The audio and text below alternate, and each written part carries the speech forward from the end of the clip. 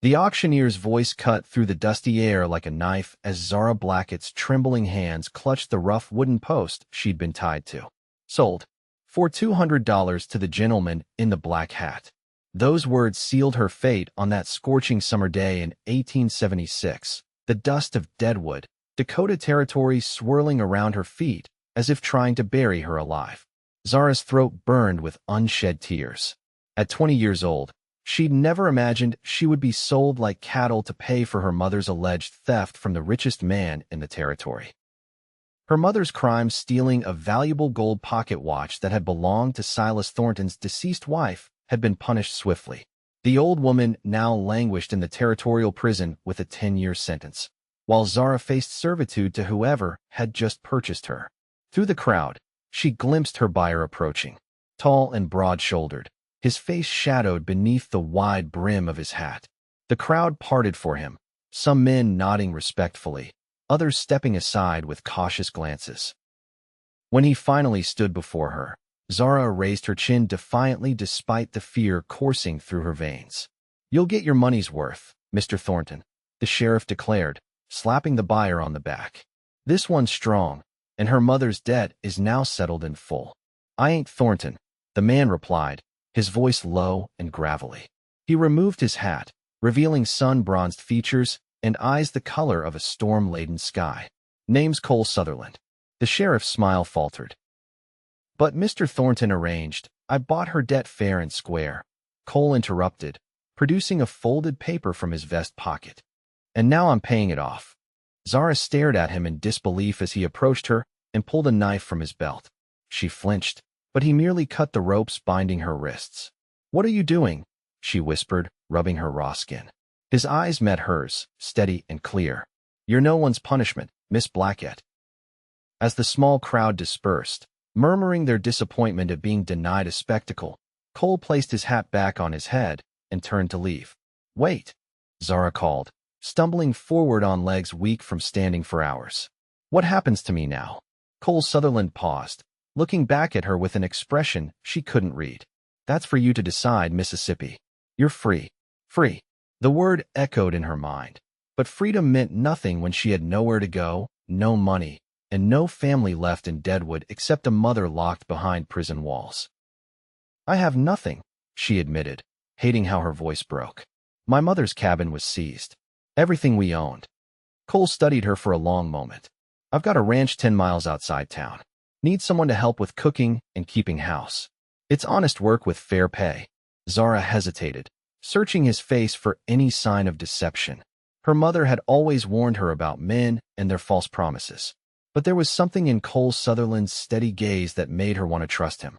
"Why would you help me?" A shadow passed over his features. "Let's just say I know what it's like to pay for someone else's sins." He gestured toward his horse. "You coming or not?" With nothing but the clothes on her back and nowhere else to go, Zara nodded. "Yes, Mr. Sutherland. I'm coming." The journey to Cole's ranch passed in silence. Zara perched awkwardly behind him on his chestnut gelding. She held onto the saddle, careful not to touch him more than necessary. The Dakota landscape stretched endlessly around them, rolling hills covered in prairie grass that swayed like a golden sea in the afternoon breeze. When they crested a final hill, Cole reined his horse to a stop. Below them sprawled a modest ranch, a sturdy log house with a wide porch, a large barn, several corrals, and grazing cattle dotting the surrounding pastures. "It ain't much," Cole said, "but it's mine." As they rode closer, Zara noticed a weathered sign over the gate, Broken Arrow Ranch. The name seemed fitting somehow, though she couldn't say why. An older man emerged from the barn as they approached, wiping his hands on a rag. His weathered face broke into a smile that quickly turned to curiosity when he spotted Zara. "This is Hank," Cole said as he dismounted and helped Zara down. "Been with me since I started this place." "Hank, this is Miss Blackett. She'll be helping around the house." Hank nodded, his keen eyes taking in her dusty dress and the rope burns on her wrists. "Pleasure. Mississippi been telling the boss we needed a woman's touch around here." "I'm grateful for the opportunity," Zara replied formally, though her stomach churned with uncertainty. What had she gotten herself into? "Show her to the cabin out back," Cole instructed Hank. "It's small but sound. Should do for now." "I can sleep in the house," Zara offered quickly. In the kitchen, if need be. I don't want to be a burden. Cole shook his head. No one sleeps on my floor. The cabin was built for hired help. It's yours while you're here. With that, he led his horse toward the barn, leaving Zara standing awkwardly with Hank. Don't mind the boss, Hank said kindly. Not much for words, but he's a good man. Come on, let me show you where you'll be staying. The cabin was indeed small, just one room with a bed, table, chair, and pot-bellied stove, but it was clean and solid. A small window faced the main house, and shelves lined one wall. There's a trunk under the bed with some clothes, Hank explained. Belonged to Cole's sister before she married and moved to California. Might fit you well enough until you can get your own. Zara sat on the edge of the bed, suddenly overwhelmed by the day's events. Why did he do it? By my contract, I mean. Hank leaned against the doorframe, considering his words carefully. Cole's got his reasons. Not my place to share them. But I will say this, he knows what it's like to be judged for another's mistakes. He straightened up. Rest a bit. Supper's at sundown in the main house. Kitchen's through the back door. After Hank left, Zara pulled the trunk from under the bed. Inside were several dresses, simple but well made, along with undergarments and a hairbrush. She selected a blue calico dress that looked close to her size and changed out of her dirt-stained clothes. Using water from the pitcher on the stand by the window, she washed her face and hands, then brushed out her long dark hair. For the first time in weeks, she felt almost human again. When she entered the main house's kitchen that evening, both men looked up in surprise. You clean up nice, Miss Blackett, Hank said appreciatively, while Cole merely nodded, his expression unreadable. Please, call me Zara, she said, moving toward the stove. And I'd like to earn my keep. May I help with supper? Already done, Cole replied, gesturing to the table where a simple meal of beans, cornbread, and venison stew waited. But tomorrow the kitchen's yours. The meal passed with Hank carrying most of the conversation, telling stories about the ranch and the surrounding area. Cole ate quietly, occasionally answering direct questions, but otherwise keeping to himself. Zara found herself watching him when he wasn't looking, trying to understand this man who had purchased her freedom. Do you have family nearby, Zara? Hank asked as they finished eating. Just my mother, she replied softly. In the territorial prison now. Cole's head came up at that. For the theft. Zara nodded, her throat tight. 10 years for stealing Mrs. Thornton's watch. Though she swears she never took it. Thornton's a powerful man, Hank muttered. And a cruel one, Cole added, his jaw tightening. Your mother worked for him? As a laundress and sometimes cook, Zara explained. After my father died in the mines 3 years ago, we needed the money. When the watch went missing, Mr. Thornton immediately accused her. Cole's eyes narrowed. And you? Zara looked down at her plate. I worked at the mercantile. When Mother was arrested, Mr. Thornton arranged for me to be held responsible for her debt. He said. Her voice faltered. He said a daughter should pay for her mother's sins. A tense silence filled the kitchen. Finally, Cole pushed back from the table. That ain't right, he said simply. No one should suffer for another's crime, especially when that crime might not have happened at all. With that cryptic statement, he excused himself and stepped out into the night, leaving Zara to wonder again about the man who had saved her from a life of servitude. The next morning, Zara rose before dawn. She dressed quickly in one of the borrowed dresses and made her way to the main house, determined to prove her worth. By the time Hank and Cole came in from their early chores, she had coffee brewing, biscuits baking, and bacon frying.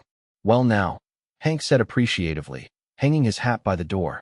This is a sight for sore eyes. Cole nodded his thanks as she poured his coffee. Their fingers brushed briefly during the exchange, and Zara felt an unexpected warmth spread through her. What are your plans for today? She asked, trying to distract herself from the sensation. Moving cattle to the north pasture, Cole replied. We'll be gone most of the day. I'll prepare something you can take with you, Zara offered, and have supper ready when you return. For the first time, she saw the hint of a smile tug at Cole's lips. Appreciate that. With the men gone, Zara set to exploring the house. It was solidly built but sparsely furnished, with little evidence of a woman's touch. The main room held a table, chairs, and a stone fireplace. Cole's bedroom was neat but austere, just a bed, chest of drawers, and a rifle rack on the wall. Another small bedroom appeared unused. She spent the day cleaning, washing, and baking, grateful for the familiar work that kept her mind occupied. When she found mending in a basket by the fireplace, she sat in the afternoon sun on the porch and repaired shirts and socks, wondering about the man who wore them. By the time the men returned, dusty and tired from their day's work, the house smelled of fresh bread and stew. Cole's eyebrows raised slightly at the transformed space, floors swept, surfaces dusted, windows gleaming. "You've been busy," he observed as he washed up at the basin by the back door. "It felt good to have something useful to do," Zara replied. After supper, as Zara cleared the dishes, Cole remained at the table, seemingly lost in thought. "My mother didn't steal that watch," Zara said suddenly, unable to hold back the words any longer. "She was devoted to Mrs. Thornton before she died. She would never have taken something so precious." Cole studied her face. "I believe you." Those 3 simple words nearly undid her. After weeks of accusations and suspicion, having someone trust her family's word meant more than he could know. "Thank you," she whispered. "Thornton's had it out for your family for some time, hasn't he?" Cole asked. Zara nodded slowly. "Ever since my father refused to sell our claim near his property. After father died, he offered mother a pittance for it, claiming it was worthless without a man to work it. When she refused." She shrugged. Suddenly the watch was missing. Cole's expression darkened. "Sounds like Thornton. You know him well?" Zara asked. A muscle twitched in Cole's jaw. "Well enough." He stood abruptly. "I've got accounts to go over. Thank you for supper, Zara." As days turned into weeks, Zara settled into life at Broken Arrow Ranch. The work was hard but satisfying, and for the first time since her father's death, she felt safe. Cole remained somewhat distant, but she often caught him watching her when he thought she wasn't looking. One evening, nearly a month after her arrival, Cole returned from town with a package. "For you," he said, placing it on the table where she was kneading bread. Wiping flour from her hands, Zara untied the string to reveal fabric, several yards of pretty calico in various patterns, along with thread, buttons, and trim. "I can't accept this," she said, though her fingers caressed the material longingly. "You need your own clothes," Cole replied simply. "Hank mentioned you're good with a needle. But the cost? Consider it in advance on your wages." Zara smiled, unable to hide her pleasure. "Thank you. I'll make good use of it." "I have no doubt," Cole said, and for a moment, his eyes softened as they met hers. That night, Zara stayed up late in her cabin, cutting patterns by lamplight. As she worked, she found herself humming softly, something she hadn't done since before her mother's arrest.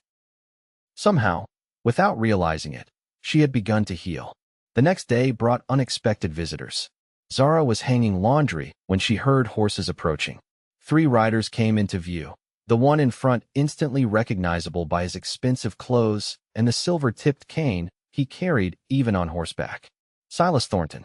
Zara's hands froze on the wet sheet she was pinning to the line. Thornton's cold eyes found her immediately, his thin lips curving into a smile that chilled her to the bone. Well, he called loudly.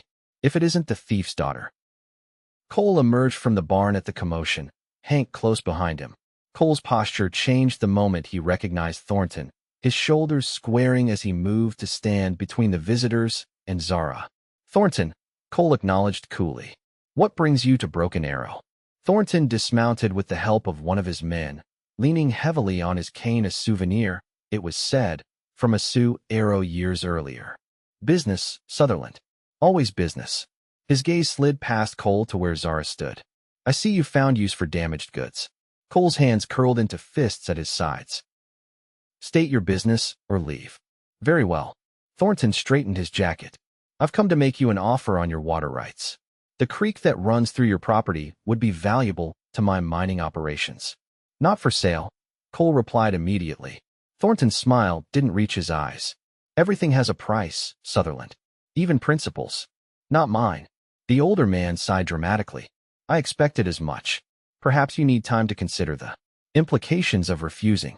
His gaze drifted meaningfully toward Zara again. "Interesting company you're keeping these days." "Did she tell you her mother confessed to the theft?" "That's a lie." Zara stepped forward, trembling with anger. "She never confessed to anything." "Such loyalty," Thornton mocked. "But the prison records say otherwise.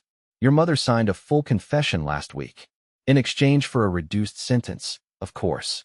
Zara felt the blood drain from her face. I don't believe you. Believe what you will, Thornton replied with a dismissive wave. The fact remains that she's a convicted thief, and the apple rarely falls far from the tree. He turned back to Cole. Consider my offer, Sutherland. I'll return in a week for your answer. As they rode away, Zara fought to control her breathing. Could it be true? Would her mother have confessed to something she didn't do? He's lying, Cole said quietly, moving to stand beside her. Your mother didn't confess. How can you be sure? Cole's eyes held hers. Because Thornton wouldn't have come here if he had that kind of leverage. He's trying to shake us. Us, Zara repeated. Something flickered across Cole's face, vulnerability, perhaps quickly masked. You're under my protection now. He knows that. That evening, Cole was quieter than usual during supper, his brow furrowed in thought. When Hank excused himself to check on a mare about to foal, Cole finally spoke. I need to tell you something, Zara. She sat back down across from him, her heart quickening at his serious tone. I knew who you were that day at the auction, he admitted. I went there specifically to buy your contract. Zara stared at him, confusion evident on her face. But why? You didn't know me. Cole's fingers traced the grain of the wooden table. I knew your father. My father? Zara leaned forward. How?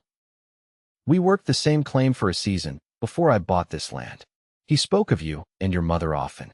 Cole hesitated. When I heard what happened, how Thornton engineered the theft accusation after your father's death, I couldn't stand by. So it was pity, Zara said softly, a strange disappointment settling in her chest. No. Cole's response was immediate and firm. It was justice. Your father was a good man who helped me when few would. I owed him that much. Zara nodded slowly, processing this revelation. Thank you for telling me the truth. Cole stood, moving toward the window that faced the direction of town. There's more. The reason Thornton came today, it goes beyond water rights. He turned to face her. I've been asking questions in town. About your mother's case. Zara's breath caught. What kind of questions? The kind that make powerful men nervous. A grim smile touched his lips. I spoke with the shopkeeper who sold Mrs. Thornton the watch. He remembers something important. The watch had an inscription inside the case. Something personal between Thornton and his wife. What does that matter now? It matters because when your mother was arrested, the watch was never actually found. Zara frowned. But they said a lot of things, Cole interrupted. But no watch was ever entered into evidence. Thornton claimed it was too painful to see it used that way, that his word should be sufficient. And it was, Zara said bitterly. His word against my mother's. Exactly. But what if the watch never existed in the first place? What if it was just an excuse to punish your mother for not selling your father's claim? Hope flared in Zara's chest, bright and painful. Do you really think we could prove that? Cole's expression turned grave. It won't be easy. Thornton owns half the county officials and has friends in high places.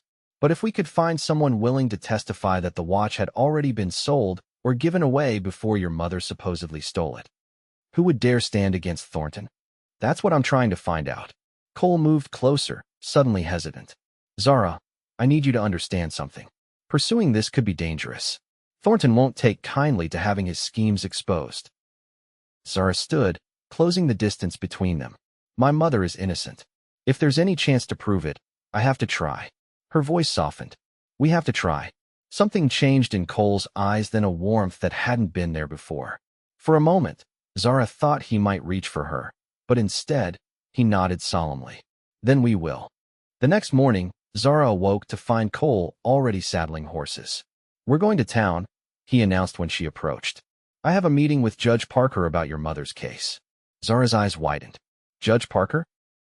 But he's the one who sentenced her. Exactly, Cole replied, tightening a cinch. And he's also the only man in the territory who isn't afraid of Thornton. He handed her the reins to a gentle mare. Figured you might want to come along. The ride to Deadwood took nearly 2 hours, giving Zara time to observe Cole as he scanned the horizon, alert for any sign of trouble. There was a quiet strength to him that she found increasingly compelling. Tell me about your ranch, she said, breaking the comfortable silence between them. How did you come to own it? Cole glanced at her, seeming to consider how much to share. Won most of it in a poker game, if you can believe that. Previous owner was a drunk who'd run it into the ground. Put everything I had into making it work. You've done well, Zara observed. It's a beautiful place. A hint of pride crossed his features. It's getting there. Another few years, it could be one of the most profitable spreads in the territory. Is that why Thornton wants your water rights? Cole nodded.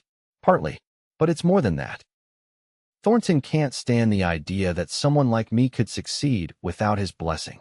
Someone like you. His jaw tightened. I didn't come from money or connections. Everything I've built, I've earned through hard work. Men like Thornton, they believe success should be reserved for people of proper background. Zara understood all too well. My father was the same way. A simple miner who believed honest work was its own reward. Thornton never forgave him for finding gold on that small claim when Thornton's own miners found nothing. As they rode into Deadwood, Zara felt eyes following them. Word had spread quickly about her situation, and she recognized the mix of pity and judgment in the townspeople's stares. Cole must have sensed her discomfort. Hold your head high, he murmured as they dismounted in front of the courthouse. You've done nothing wrong. Judge Parker was a formidable figure, tall, with a shock of white hair and piercing blue eyes that seemed to look straight through a person.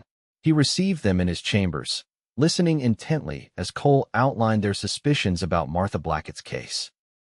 These are serious allegations, Mr. Sutherland, the judge said when Cole finished, accusing a man of Thornton's standing of fabricating evidence. I'm not saying he fabricated evidence, Cole corrected. I'm saying there never was any evidence. Just his word against a widow's. The judge turned his attention to Zara. Miss Blackett, you understand that pursuing this matter could make things difficult for you and your mother? Thornton is not a man who forgives challenges to his authority. I understand, Your Honor, Zara replied firmly. But my mother is innocent. I can't abandon her to prison for a crime she didn't commit. Judge Parker nodded slowly. Very well. I'll review the case files. If, and I stress if I find irregularities, I'll consider reopening the matter. He fixed Cole with a stern gaze. In the meantime, I suggest you proceed with extreme caution. As they left the courthouse, Zara felt a mixture of hope and trepidation. Do you think he'll help? Parker's known for being fair, Cole replied. If there's something wrong with your mother's case, he'll find it. They were mounting their horses when a voice called out from across the street. Well, if it isn't the Sutherland boy, playing hero again. A man stepped out of the saloon tall and well-dressed, with a sheriff's badge pinned to his vest. Beside him stood one of Thornton's men from the day before. Sheriff Davis, Cole acknowledged coolly. Something I can help you with.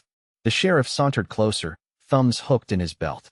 Just curious what business you might have with Judge Parker. His gaze shifted to Zara, especially in such interesting company.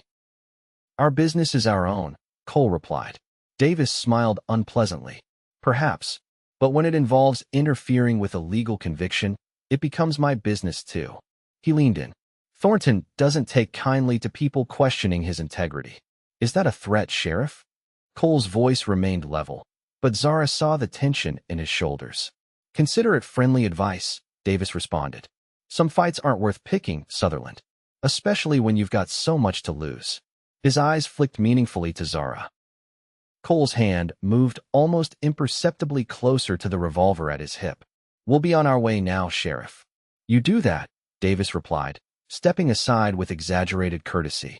And give some thought to what I said. Hate to see anything happen to that nice ranch of yours, or the people on it.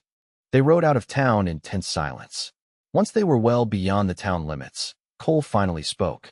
I'm sorry you had to hear that. It's not your concern, Zara assured him. You don't have to risk everything for my family.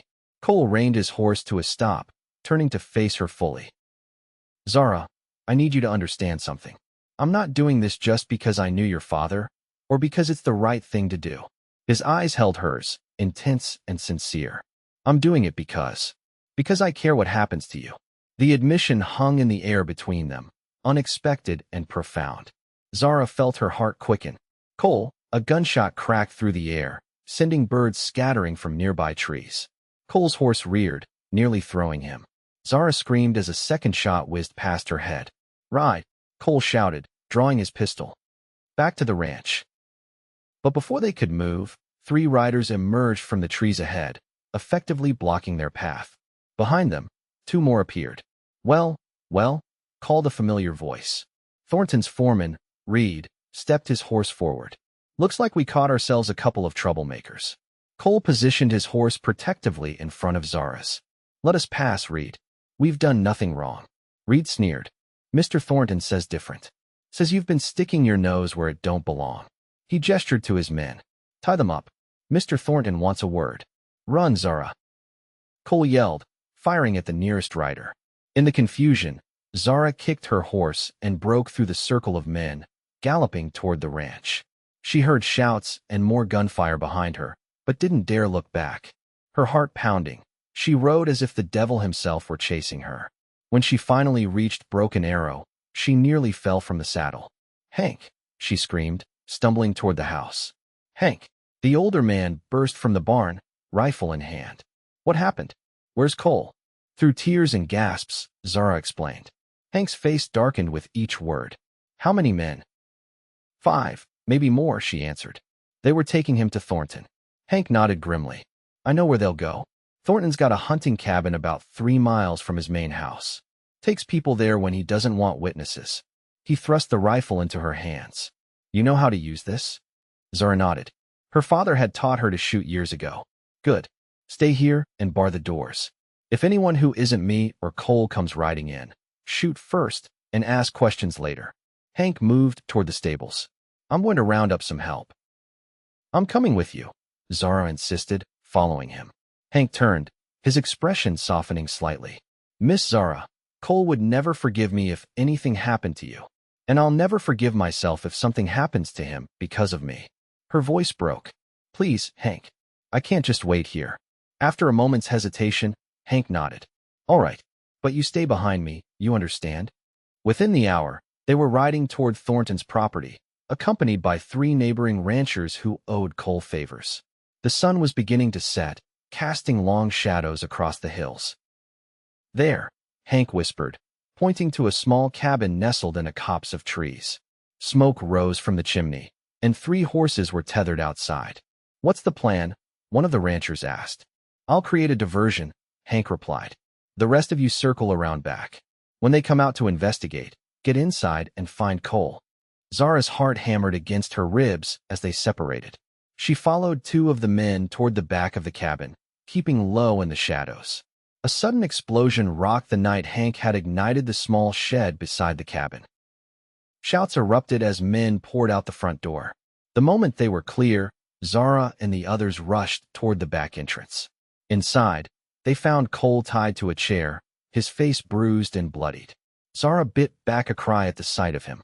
Took you long enough, Cole muttered as one of the men cut his bonds. Can you ride? The rancher asked. Cole nodded, wincing as he stood. Just get me out of here before Thornton shows up. You want to get the sheriff. They helped him outside just as Hank appeared around the corner of the cabin. Time to go. As they mounted up, shots rang out from the trees. One of the ranchers cried out, clutching his arm. Ride, Hank shouted. They galloped into the darkness, bullets chasing them until they were well beyond Thornton's land. Only when they reached the safety of Broken Arrow did they finally slow. In the kitchen, Zara carefully cleaned Cole's wounds. His right eye was swollen nearly shut, and a deep cut above his eyebrow would leave a scar. You shouldn't have come after me, he said softly as she worked. You shouldn't have gotten caught, she countered, her hands gentle despite her sharp words. Cole caught her wrist as she turned away to rinse the cloth. Zara, look at me. She did, fighting back tears at the sight of his battered face. Thank you, he said simply, for coming back for me. Before she could respond, Hank burst through the door. Riders coming. Looks like the sheriff and Thornton's men. Cole struggled to his feet. Get your rifle, Hank. This ends now. No, Zara said firmly, placing a hand on Cole's chest to stop him. There's been enough violence. I have another idea. Sheriff Davis was indeed leading the group, with Thornton riding beside him and several armed men following. Sutherland, Davis called out as they approached the house. Come out peacefully. You're wanted for assault and kidnapping. Cole, Zara, and Hank stepped onto the porch, Cole leaning heavily on Zara's shoulder. Kidnapping, Cole called back. Interesting charge from the men who ambushed us and left this. He gestured to his beaten face. We have witnesses who say you attacked Mr. Thornton's men without provocation, Davis replied smoothly. And we have witnesses who saw your men drag Mr. Sutherland away at gunpoint, Zara countered, including Judge Parker, who should be arriving any moment now. This was a bluff, but Zara delivered it with such conviction that uncertainty flickered across the sheriff's face. The judge, Davis repeated. Yes, Zara continued. He was most interested to hear about Mr. Thornton's methods of persuasion, especially in light of the evidence he uncovered regarding my mother's case. Thornton leaned forward in his saddle. What evidence? Zara smiled thinly. The jeweler's statement, of course. The one confirming that Mrs. Thornton's watch was sold months before my mother supposedly stole it. The judge has it now, along with sworn testimony from your former housekeeper. This, too, was a gamble. They had no such statement yet. But Zara had seen the flicker of panic in Thornton's eyes when Cole mentioned the inscription during their earlier conversation. She suspected the watch had indeed been sold or given away, perhaps to a mistress Thornton couldn't admit to having. This is preposterous, Thornton blustered, but his face had paled visibly. Is it? Cole asked, straightening despite his pain.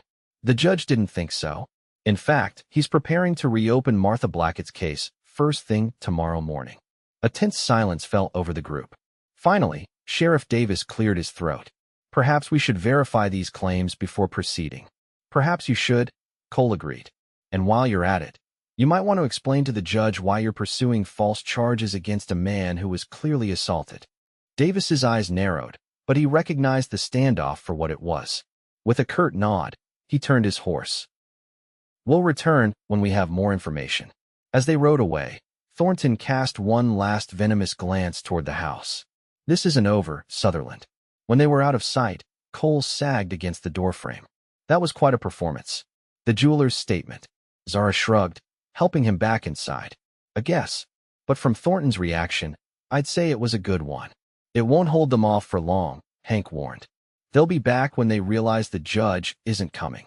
Then we need to make sure we have real evidence by then, Cole replied, his eyes meeting Zara's. Tomorrow we ride to Deadwood and find that jeweler. The next morning dawned clear and cool. Despite his injuries, Cole insisted on making the journey to town. This time, Hank accompanied them, riding ahead to ensure the road was clear. In Deadwood, they split up, Hank to speak with Judge Parker about their suspicions, and Cole and Zara to find the jeweler who had sold the infamous watch. Maxwell's Jewelry and Timepieces was a small but elegant shop on the main street. The proprietor, Edward Maxwell, was a thin man with spectacles and nimble fingers. He recognized Cole immediately. Mr. Sutherland, back so soon. Mr. Maxwell, Cole acknowledged. This is Miss Blackett. We need to ask you about a watch you sold to Mrs. Thornton some years ago. The jeweler's expression turned guarded. I'm not sure I should discuss my client's purchases. Please, Zara said, stepping forward. My mother is in prison, accused of stealing that watch. But we believe it was already gone before she was accused. Maxwell hesitated, glancing between them. This could cause trouble for my business. Mr. Thornton is a valuable customer. A customer who's willing to send an innocent woman to prison, Cole pointed out. All we're asking for is the truth. After a moment's deliberation, Maxwell sighed. Very well. Come into the back room. In the privacy of his workshop, surrounded by gleaming tools and half-finished pieces, Maxwell pulled out a leather-bound ledger. Mrs. Thornton purchased a gold pocket watch from me 5 years ago, he confirmed, running his finger down a page of neat entries. A special order with an inscription inside the case. And do you know what happened to that watch? Cole asked. Maxwell adjusted his spectacles nervously. Mrs. Thornton brought it back approximately 8 months before her death. She wanted the inscription changed. Zara leaned forward. Changed? What? She didn't say, and I didn't ask. But she was upset, I remember that clearly. When she returned 2 weeks later to collect it, she mentioned she would be giving it to someone who had shown her true kindness. Not her husband? Cole pressed. Maxwell shook his head. Definitely not.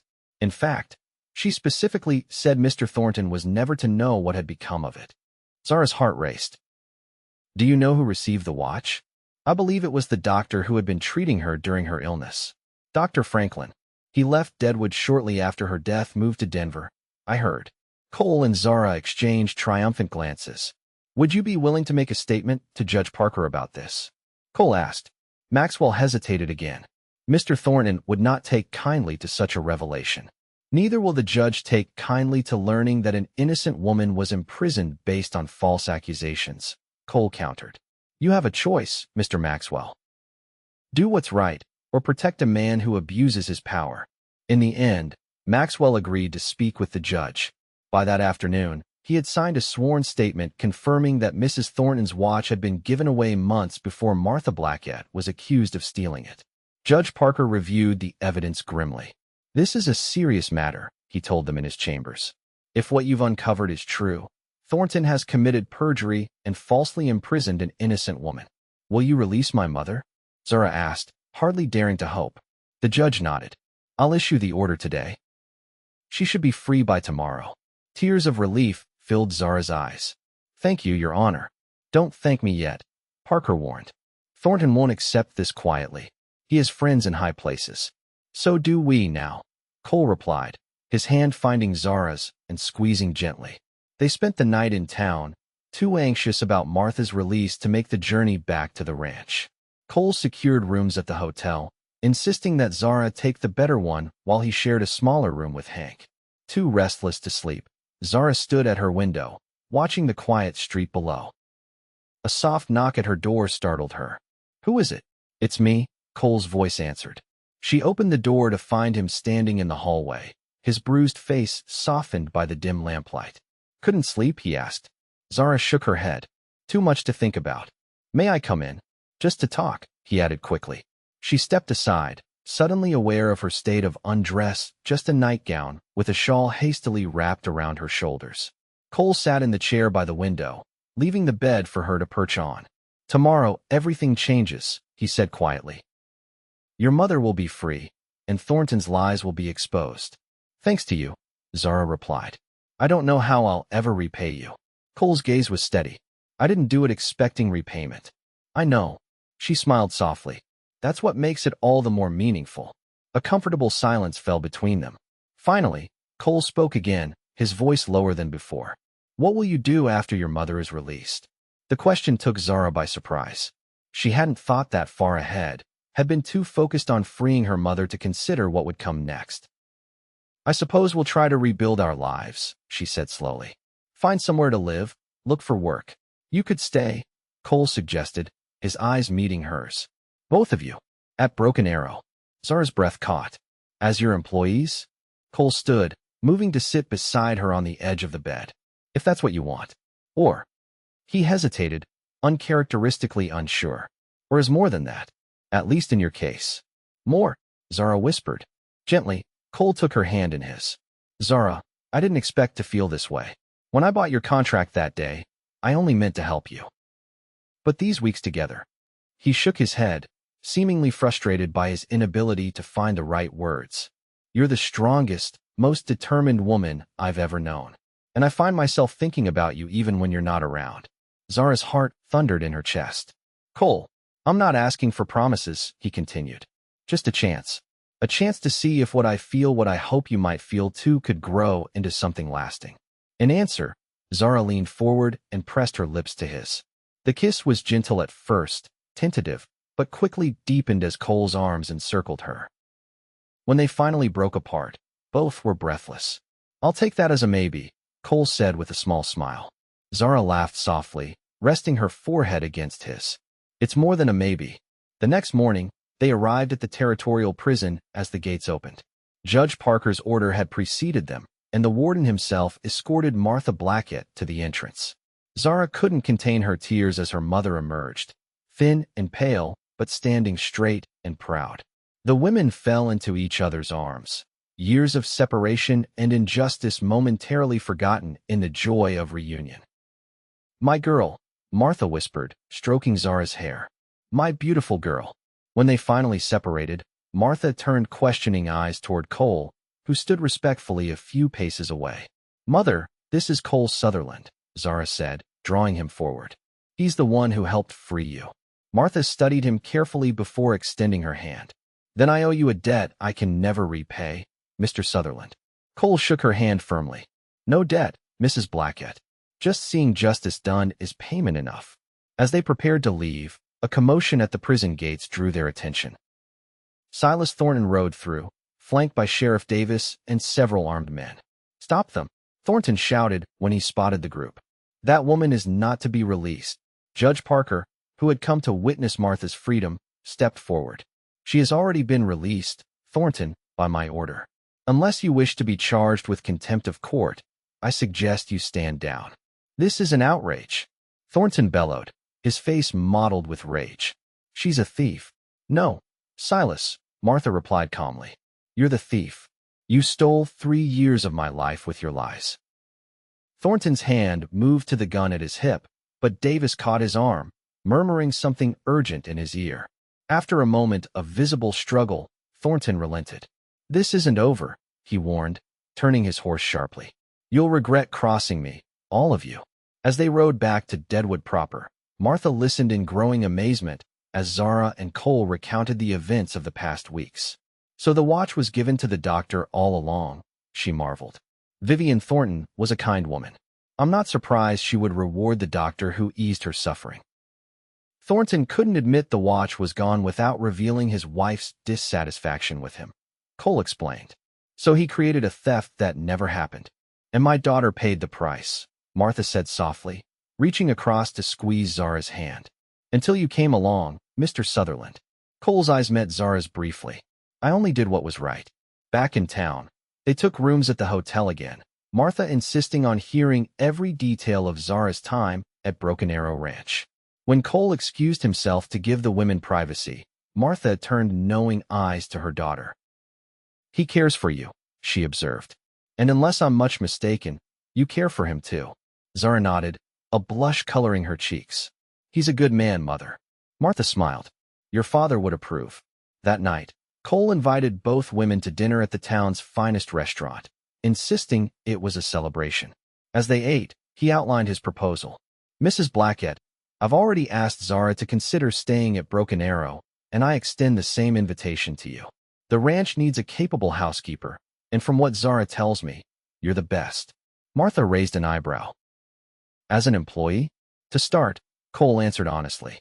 "But I hope, in time, you might consider it home." The older woman's gaze shifted between Cole and her daughter, noting the way they looked at each other. "And what exactly are your intentions toward my daughter, Mr. Sutherland?" Cole didn't flinch from the direct question. "The most honorable, Mrs. Blackett. If Zara is willing, and with your blessing, I hope to court her properly." A slow smile spread across Martha's face. "Well, that's a start." The following days were busy ones. Judge Parker, true to his word, initiated an investigation into Thornton's false testimony. The evidence against him mounted quickly once people realized his power was waning. Former employees came forward with stories of his dishonest business practices, and several prominent citizens admitted to having turned a blind eye to his misdeeds out of fear. Within a week, Thornton himself was arrested on charges of perjury and obstruction of justice. Sheriff Davis, seeing which way the wind was blowing, suddenly remembered his sworn duty to uphold the law rather than Thornton's interests. As for Cole and Zara, they returned to Broken Arrow with Martha in tow. The older woman quickly set about transforming the ranch house into a true home, while Zara divided her time between helping her mother and learning the business of running a ranch from Cole. Their courtship progressed with proper decorum, at least when Martha was watching. But there were stolen kisses in the barn, long rides across the prairie where they would stop to picnic in secluded spots, and quiet conversations by the fire after Martha had gone to bed. One evening, nearly 2 months after Martha's release, Cole asked Zara to ride with him to a spot overlooking the ranch. The sunset painted the sky in brilliant oranges and pinks as they dismounted. "It's beautiful," Zara murmured, taking in the view of Broken Arrow spread below them, the buildings neat and well-kept, cattle grazing in the distance, smoke rising from the chimney of the house where her mother would be preparing supper.